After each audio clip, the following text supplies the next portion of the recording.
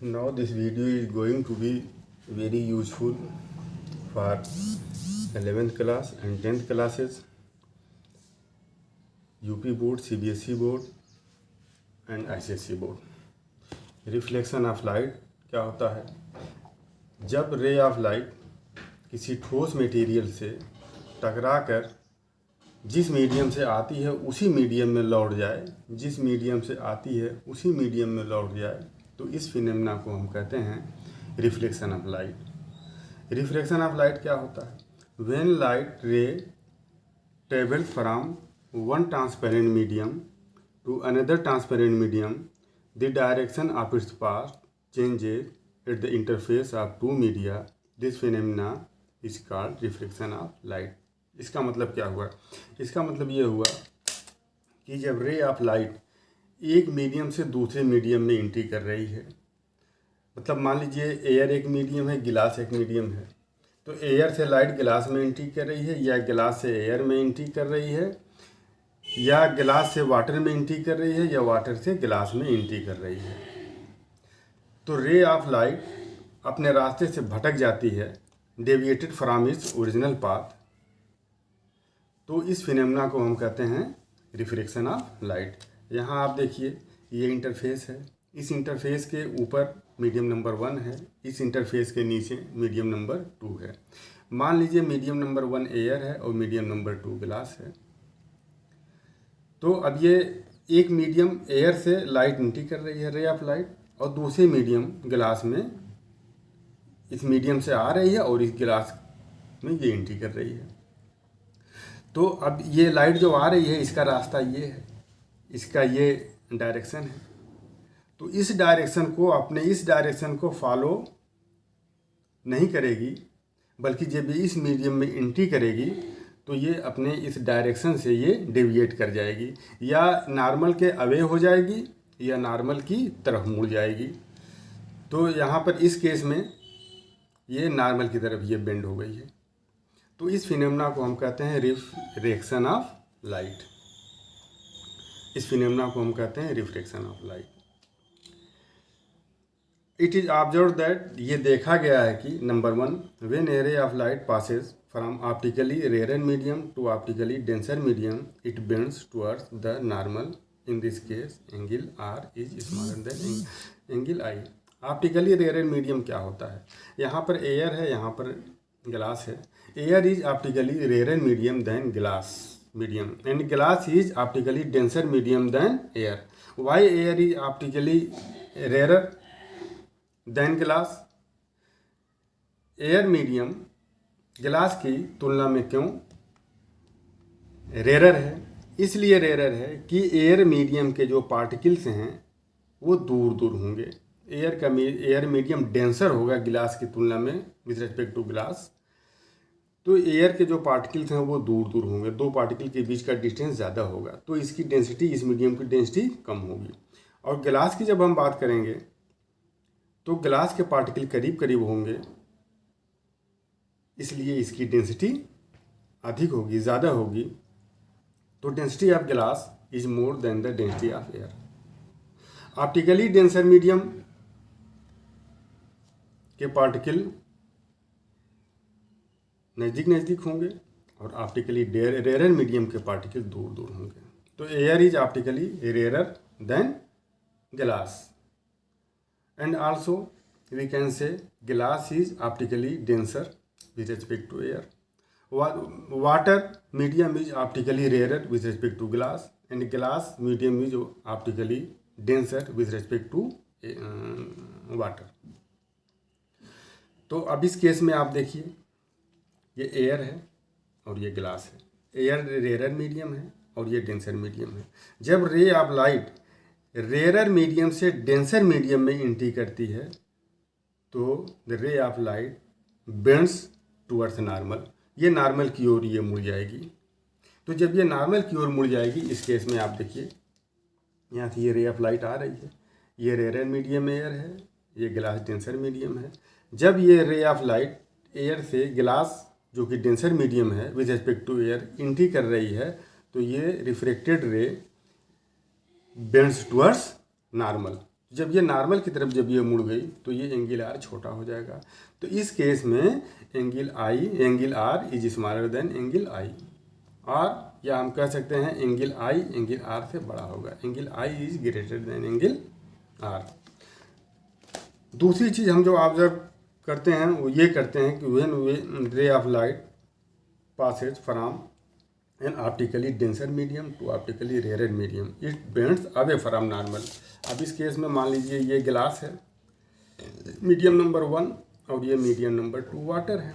तो water is optically rare than glass and glass is optically denser than water. तो अब ये ray of light denser से rare में आ रही है। तो जब ये डेंसर से रेयर में डेंसर से आ रही है और ये रेयर में एंट्री कर रही है, तो रेयर मीडियम में जब ये एंट्री करेगी डेंसर से तो ये नॉर्मल से अवे हो जाएगी, दूर हो जाएगी। इसका ओरिजिनल पाथ ये है, डायरेक्शन ये है, इस डायरेक्शन को छोड़ करके वो इस डायरेक्शन को फॉलो करेगी, नॉर्मल से ये दूर हो जाएगी। तो इस केस में आई छोटा हो जाएगा, आर बड़ा हो जाएगा। तो angle are is greater than angle I. और तीसरी चीज़ हम जो ऑब्जर्व करते हैं वो ये कि when ray of light travelling along the normal passes unaffected. Along the normal का मतलब ये है कि ये इंटरफेस है, ये मीडियम नंबर 1 है, ये मीडियम नंबर 2 है। रे ऑफ लाइट नॉर्मली इंटर कर रही है, ऐसे नॉर्मली इंटर कर रही है, ये एंगल 90 डिग्री है। तो रे ऑफ लाइट अगर नॉर्मली इंटर कर रही है तो उस सरफेस के नॉर्मली अगर इंटर कर रही है तो इट पासेज अनडेविएटेड और अनअफेक्टेड।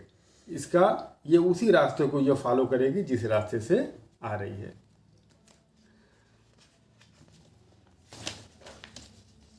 में ये एयर से ग्लास में ये रे इंटर कर रही है और नॉर्मली इंटर कर रही है, इसलिए ये अनडेविएटेड पास हो जाएगी। Law of refraction of light. What is law of refraction of light? Law of refraction of 2 law होते हैं, रिफ्रैक्शन से रिलेटेड 2 लॉ होते हैं, इसको फर्स्ट लॉ और सेकंड लॉ कहते हैं। सेकंड लॉ को स्नेल्स लॉ भी कहते हैं।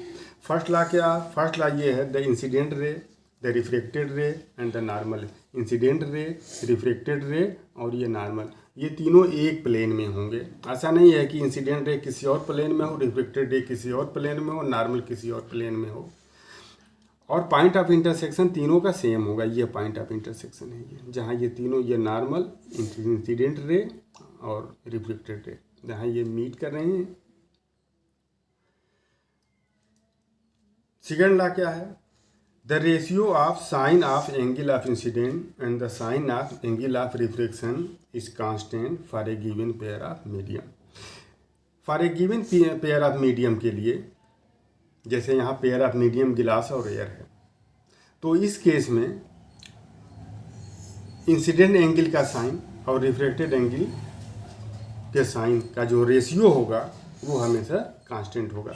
Means sine r upon sine r, sine i upon sine r, sine i upon sine r, ये हमेशा ये कांस्टेंट होगा for a given pair of medium. ये जो कांस्टेंट होगा, अगर पेयर ऑफ मीडियम बदल जाएगा तो ये कांस्टेंट भी बदल जाएगा। गिलास और एयर, गिलास और एयर, या कि एक मीडियम मान लीजिए एयर है, मान लीजिए ये मीडियम एयर है और ये मीडियम गिलास है। तो एयर और गिलास, जब लाइट एयर से गिलास में जब एंट्री करेगी तो इस केस में साइन आई और साइन आर का जो रेशियो होगा वो 3/2 होगा, 3/2 होगा। और यही पेयर ऑफ मीडियम अगर आप बदल दें, ये एयर की जगह मान लीजिए ये वाटर हो जाए और ये गिलास हो जाए, पेयर ऑफ मीडियम बदल गया। तो पेयर ऑफ मीडियम अगर बदल जाएगा तो sine i upon sine r भी बदल करके 9/8 हो जाएगा, ये कांस्टेंट 9/8 हो जाएगा। और इसी कांस्टेंट को हम कहते हैं refractive index of the medium. ये उस मीडियम का रिफ्रैक्टिव इंडेक्स कहलाता है जिस मीडियम में लाइट इंटर कर रही है। तो इस केस में sine i upon sine r जो होगा, ये एयर का रिफ्रैक्टिव इंडेक्स निकलेगा विथ रिस्पेक्ट टू ग्लास। और जब रे ऑफ लाइट मान लीजिए गिलास से वाटर में एंट्री कर रही है तो इस केस में sine i upon sine r जो कांस्टेंट होगा sine i upon sine r, ये जो कांस्टेंट होगा ये कांस्टेंट होगा 9/8। सॉरी, मान लीजिए ये वाटर है और ये गिलास है। अब ये रे वाटर से गिलास में एंट्री कर रही है, मान लीजिए ये साइन आई है और ये साइन आर है। तो इस केस में sine i upon sine r ये 9/8 होगा। पेयर ऑफ मीडियम वाटर और गिलास है, तो रिफ्रैक्शन तो sine i upon sine r जो कि कांस्टेंट होता है उसकी वैल्यू 9/8 है। तो पेयर ऑफ मीडियम बदल जाने से sine i upon sine r का रेशियो बदल जाएगा। For a given pair of medium sine i upon sine r का रेशियो कांस्टेंट होता है, और यही जो कांस्टेंट होता है sine i upon sine r का रेशियो, ये उस मीडियम का रिफ्रैक्टिव इंडेक्स कहलाता है जिस मीडियम में लाइट इंटर करती है। किसके सापेक्ष, किसके रेस्पेक्ट में? उस मीडियम के रेस्पेक्ट में जिस मीडियम से लाइट आ रही है। इस केस में गिलास से लाइट इंटर कर रही है एयर में, तो sine i upon sine r equal to refractive index of air with respect to गिलास। ये मीडियम 1 है, ये मीडियम 2 है। तो जिस मीडियम में लाइट एंट्री करती है रिफ्रैक्टिव इंडेक्स हमेशा उस मीडियम का होता है किसके रेस्पेक्ट में? उसके रेस्पेक्ट में जिस मीडियम से लाइट आ रही है। तो इस केस में sine i upon sine r equal to refractive index of air with respect to गिलास आएगा ये। और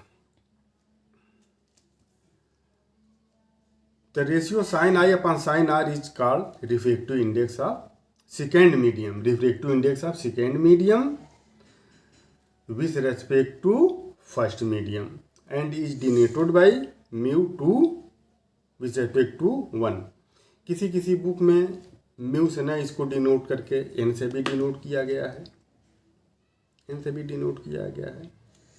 refractive index of medium number 2 with respect to medium number 1. Note the second law sin I upon sin R is equal to constant is equal to refractive index of medium number 2 with respect to medium number 1 deduced by Dutch scientist Willibald Snells in 1621. So it is also known as Snell's law of diffraction.